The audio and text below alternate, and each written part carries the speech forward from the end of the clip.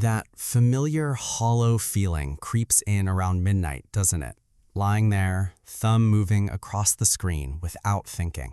A photo pops up, some person you've never met, same age, standing proudly in front of a house they just bought, maybe sipping wine somewhere sunny or laughing joyfully with someone who looks like absolutely everything they ever wanted. Logically, joy is the right response, yet something cold and heavy sinks deeply beneath your ribs as you watch. Staring at the bare walls of your silent apartment, your thoughts drift to empty pockets or another Saturday spent completely alone. Then comes that dense, suffocating weight pressing hard on your chest, making it difficult to find comfort in your own space. Though you stubbornly insist to yourself that jealousy makes no sense, the bitter sensation continues to linger on like smoke. You try to remind your mind that those feeds only show best moments, but the emotional sting refuses to simply vanish. When your raw, daily reality abruptly crashes into the heavily curated images of distant people, your inner peace shatters completely. But stop right here. Let the frantic scrolling freeze for just a moment, because this pain is trying to tell you something. This exact moment opens a path into how human brains actually evolved over thousands of years to scan for status. It reveals not a personal weakness or lack of self-esteem, but ancient survival wiring, now unfortunately stuck in an endless scroll. Back then, in the year 1954, a brilliant thinker named Leon Festinger came up with something called social comparison theory. He scientifically proved that noticing what others do naturally pushes people to constantly check exactly how they stack up. As it turns out, we are deeply wired that way. Your self-worth never sits entirely alone in a quiet vacuum.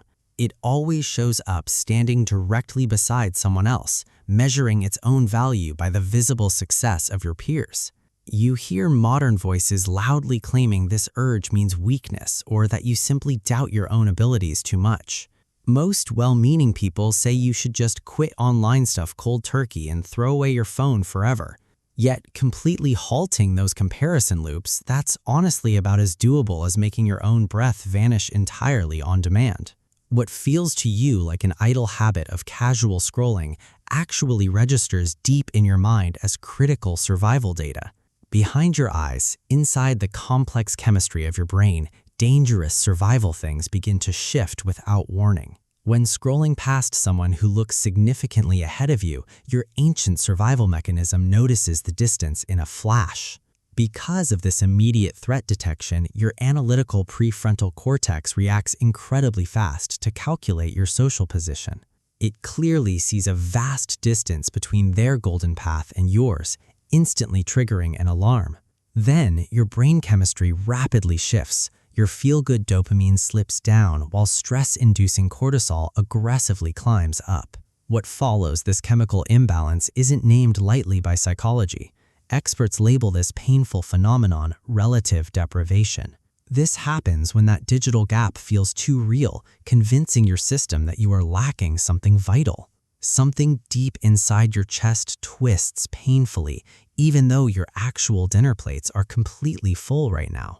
Even with strong, safe roofs overhead and real physical threats far away, this deep discomfort continues to grow uncontrollably. This mental suffering grows not from true physical need, but from constantly seeing lives shaped too neatly online. A sudden stumble in perceived social rank stings incredibly sharp. Your ancient mind treats it exactly like a physical wound. It feels completely real and raw, your internal nerves firing wildly as if your body had been struck by a hand. Because back then, thousands of years ago, slipping down the social ladder carried devastating, life-threatening consequences. Standing lonely at the dangerous edge of the tribal group often led directly to starvation, predators, and little shelter. To stay safe from surrounding danger, ancestral humans paid extremely close, obsessive attention to exactly their place among others. Sudden exclusion from the protective community could easily leave someone entirely helpless against incredibly harsh, freezing conditions. Without the physical and emotional support of the tribe, surviving out there in the wild became nearly impossible. Long ago, being near the top wasn't about toxic vanity or empty pride, it was an absolute necessity for survival. A sharp, constant awareness of hierarchy helped early humans successfully navigate through incredibly tough, scarce times. From those who studied the top hunters, learned from the boldest foragers, and shaped themselves to belong, your deep roots grow. Primal survival flowed through eyes that carefully followed others, stayed completely alert, and adapted without making any noise. The truth hits incredibly hard when you finally stop looking away from reality and face the digital dilemma. Back then, folks measured lives against real neighbors they actually knew, the hunter who missed, the chief coughing through winter. Now, your mind stacks its messy daily stumbles beside polished clips from wealthy strangers across vast continents. 8 billion high-end highlight reels flash past continuously while your own private movie plays quiet, uncut, and beautifully ordinary. You are caught in a modern game your built-in biological code was never prepared to play. Pause right here. Could it be that you're actually not falling short but simply operating outdated settings on an upgraded system? You do not need repair. Your instincts are old, not faulty. They guard connection like fire once guarded cold caves.